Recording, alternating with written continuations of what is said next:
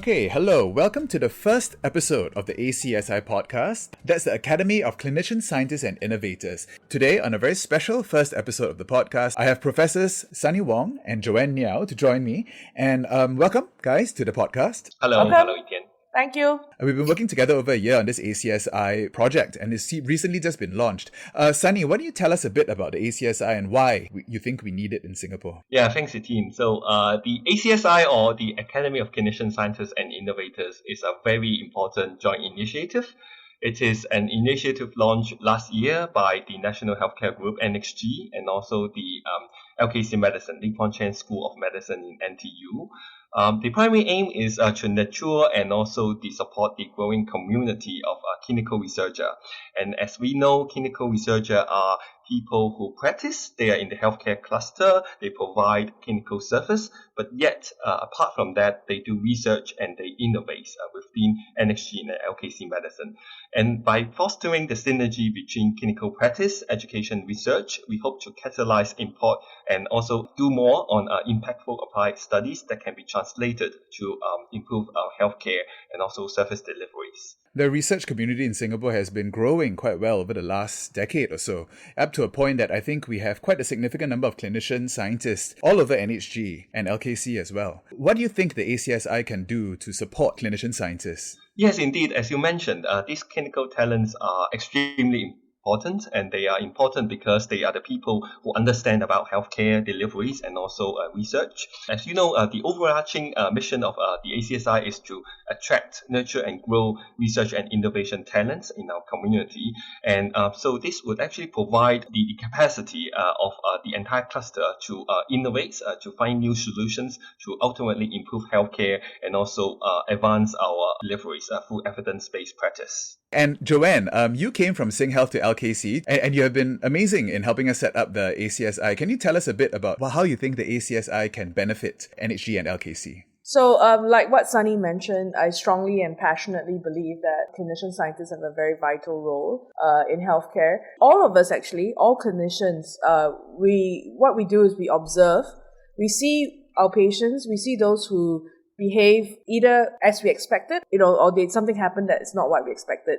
And we make these observations, and very often we are left with not knowing the answer and wondering why that might be the case.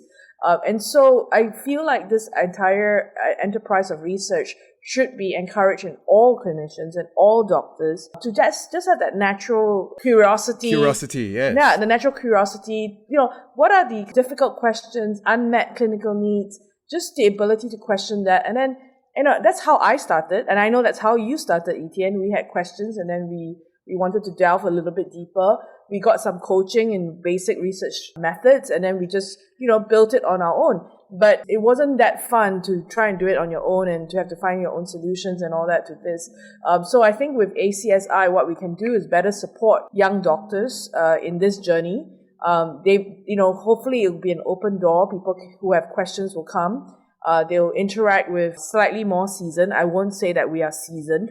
We're just slightly more seasoned than they are. Just slightly salted. Yeah, just slightly salted. If they have questions, how do we submit IRB? How do we tackle RCA or research collaborative agreement? That this can be a resource for them, a place where they can ask these questions. We will provide training. And then this last part is what you and I do here. We also want to celebrate people who've done well and people whose effort has led to significant health impact. So I think ACSI plays all these roles. The first role, I think, is just to be a place that people can feel comfortable coming to.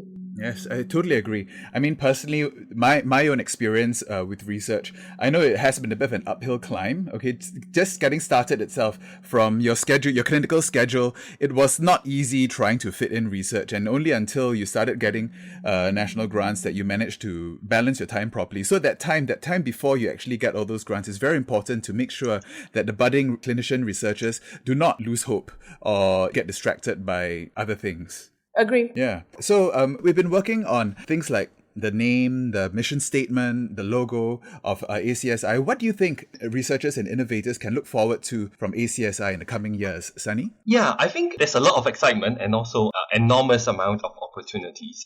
Of course, as we mentioned, the role of ACSI is to augment Singapore's research manpower by grooming more homegrown clinician scientists and innovators. And I think this will bring new opportunities to spark diverse collaborations that could be really interdisciplinary.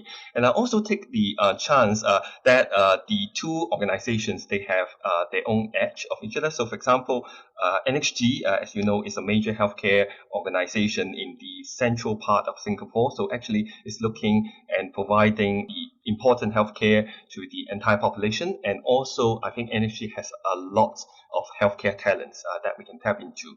On the other bit, NTU is an academic institution, but also it has a lot of different expertise from engineering, from the science, from humanities, from economists. So we can look at the healthcare from all different aspects. So we can do innovations, we can find new science, we can look into the environment, we can look into the cultural and also humanity aspect, health economic aspect. So this opens up a lot of opportunities, and I feel very excited about it.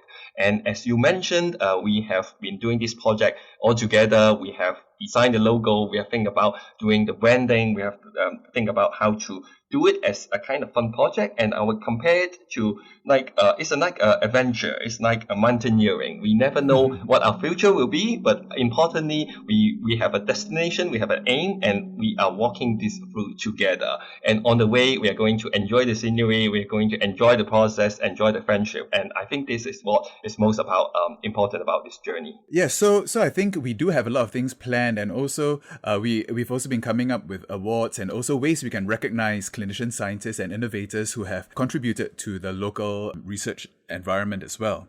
Now I'd just like to switch gears a little bit and maybe get to know the two of you a little bit more. Sunny, can you just please tell us a bit more about what your research interest is and why you decided to do research? So I always have a bit of standing between the clinical and science. So I started off being a clinician. I'm a gastroenterologist. So we do take care of patients. But one thing that I got inspired is that when we really do routine stuff or kind of the clinical routines to take care of the patients, and the research actually opens up another opportunity that we can do things in a different way, in an innovative way, and that potentially can help a lot more people. And the other thing is that when we are applying the knowledge to help the person in front of us, I think the other bit is that we want also to create the knowledge, new knowledge that we can help the patients in front of us. And I think this is the main motivations that we have been driving towards to do research and innovation. To me, I am a gastroenterologist, but we also had the opportunity of looking into the ecology inside the gastrointestinal tract. I do endoscopy, so I look at the colon, I look at the stomach every day, but in a way that we are looking into the microbes, what we call microbiome, into that. So we are looking into the science, the ecology, how actually these microbes, these little bugs interact with our body, but in a meaningful way, because they can interact in the wrong way to cause diseases. So we are diving into these research to see how we can understand disease in host microbes interaction angle, and also how we can use this knowledge to improve our health. So this is what got me very excited. And Joanne, same question.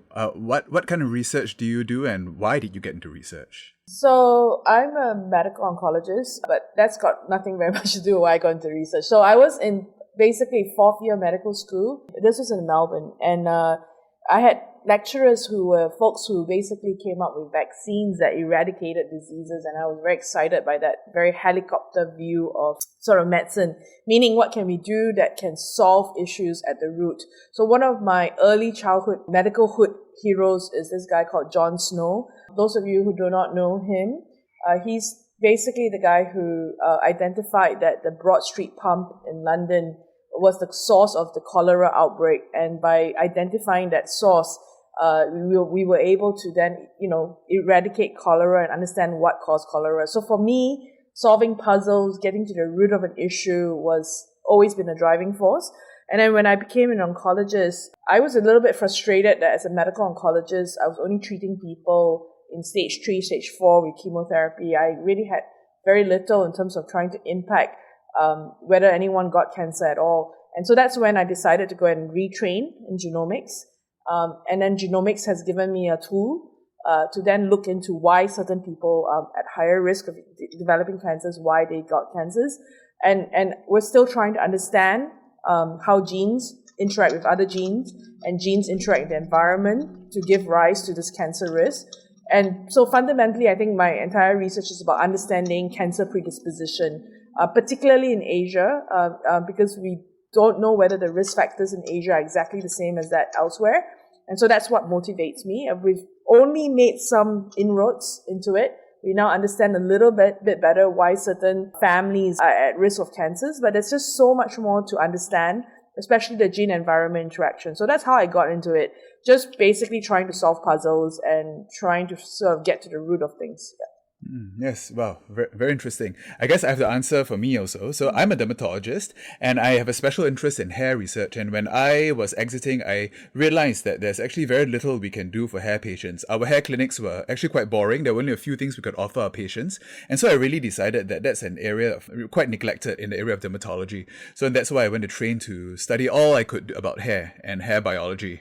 And I think ever since then, the field for hair research has actually exploded in the last few years, up to such a nut that now our clinics are very, very complicated. Okay. That's a lot of hope then. There's a lot of hope, yeah, and yes. I must say a lot of very happy patients from all the new stuff that has come onto NSC recently.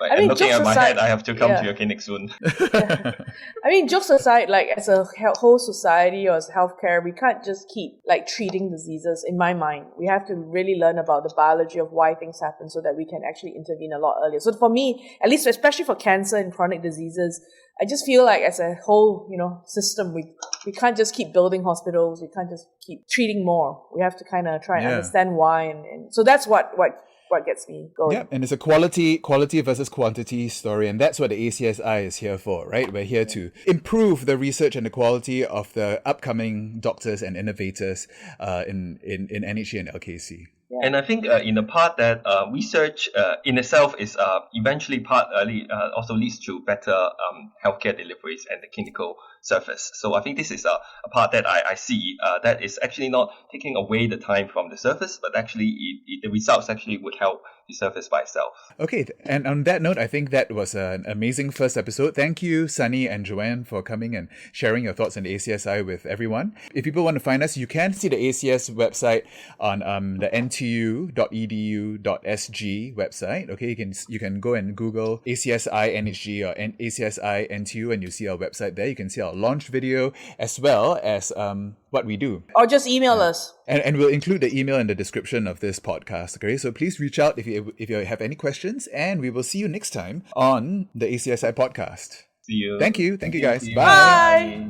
Bye.